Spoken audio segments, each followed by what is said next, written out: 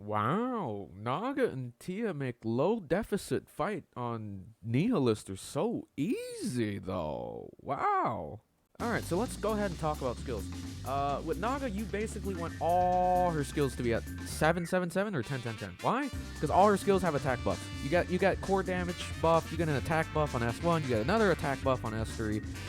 So very important that you try to max as much as possible. Scarlet, skill 1 gives her a good attack buff, right? Her burst scales to 10 as well. So if you can, either go 7-4-7 or 10-4-10. With Tia, you want as much cooldown reduction as you can. So you must have that skill at least minimum of 7, at highest at 10. And the attack buff on S1 actually scales up quite high too, so keep that in mind. Summer Anise, you want her skill 1 to be as high as you can, right? It's supporting Scarlet. She gets reload speed. She gets, you know, she gets a last bullet mechanic that does like 3,000%, right? At like 9 or 10. But you want it at 9 because you don't really, because at 10 it doesn't really scale higher. And S3 is her ammo reduction buff that just keeps helping her proc that skill 2. So either you go 7-7-7 or 9-9-9, either one. As for Dorothy, you want everything to be at 7-7-7 or 10-10-10-10, right? Brand is stupid, right? Her last bullet mechanic does crazy amount of damage. She does parts damage. So as much as highest as you can go.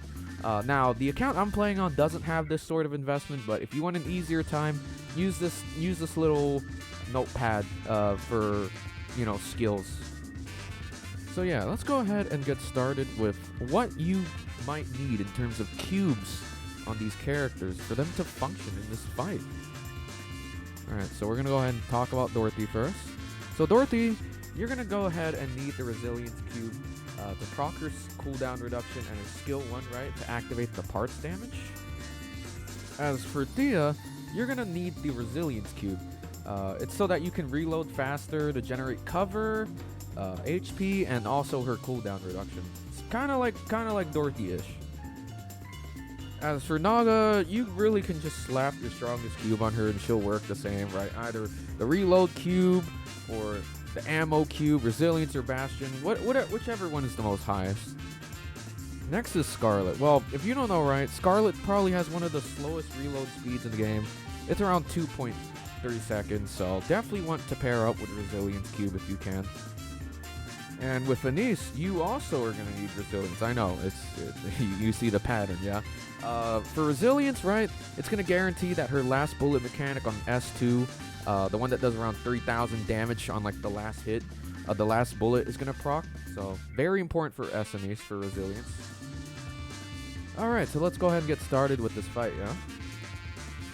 So classical Dragon Mommy intro, very nice. So first in phase 1, you want to always make sure you go for the legs first and foremost. And as for who you should be manualing and controlling, it's going to switch between Tia and Scarlet a lot.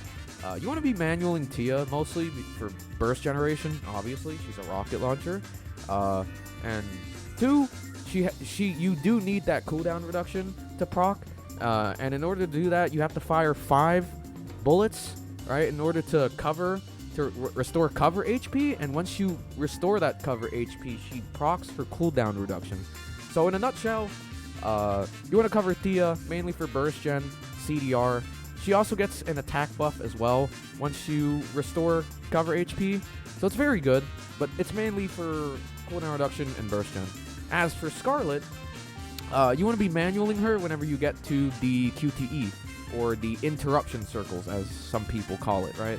So you'll see.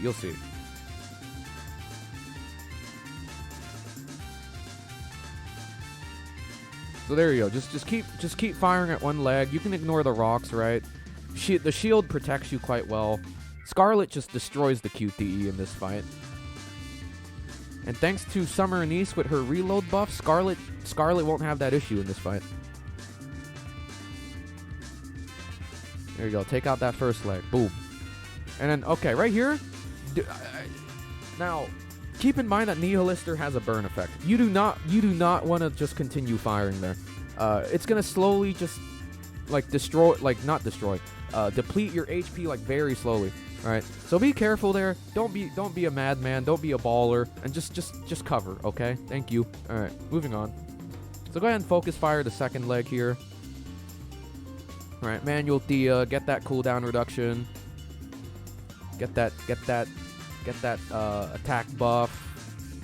And then right there, you don't really need to cover, right? The pellets don't really do a lot of damage on HP or cover. It does nothing, right? So just go ahead and just like brute force through that. Now with rocks, it depends if you have shield or not.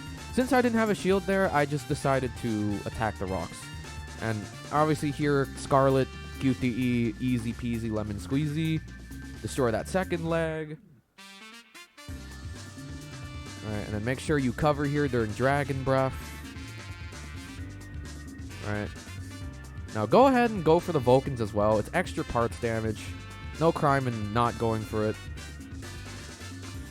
I'm manualing Scarlet here just to make sure that I destroy the parts faster, because sometimes the AI just doesn't target like the parts. It's kind of weird. And switching back to Naga for burst gen, cooldown reduction. Scarlet for QTE. Very simple. We take out that left Vulcan, and once it gets to 50 bars, we are going to enter phase 2.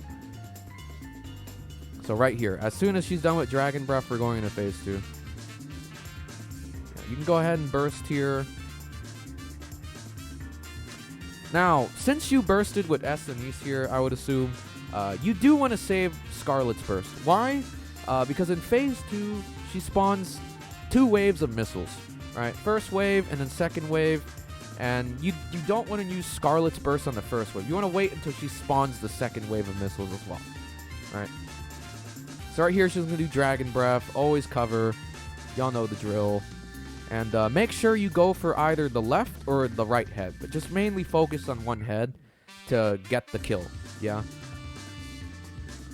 Alright, so right here, I'm not really manualing Thea because these rocks do a lot of damage. And so it's fine to just manual Scarlet here and just call it a day. Because sometimes if you taunt with her too much and there's like 4 rocks coming at you, you could potentially die. Especially if you don't have shield out. So keep that in mind. So it's better to just have the rocks like scattered like about. Alright, so here, save your burst. Don't burst yet. Alright, there's the first wave. And then she's about to spawn the second wave. Right there. Now you burst. Alright, there you go. Boom. Scarlet just takes out missiles. Dragon Breath, go ahead and cover. And you have 27 bars left. So just keep focus firing like one of those heads. Alright, whichever one you pick, doesn't matter. Alright. Make sure you cover to make sure those rocks don't kill you. Alright. Just straight up ignore the missiles here. Just go for the head. Just go for the head, kill the head. And then this boss should be easy peasy. Boom, right there. GG's. Alright.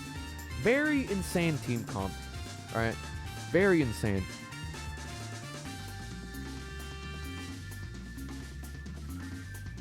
And there you go. That is how you clear Chapter 20 boss while being under 20 to 30k power deficit. Naga and Thea are really good for buffing, survivability, sustain. You know, Scarlet is really great for this QTE paired with SMEs, right? Damage is pretty broken on this comp, so hopefully you enjoyed this video, y'all. And if you have any questions, leave it in the comment section. And if you need any help with any boss or any mode in Nikke, feel free to stop by on Twitch, twitch.tv/gold_1. I'm always down to handhold people and help out your account in any way I can. Other than that, thank you guys for watching this video. I'll talk to y'all on the next one. Peace.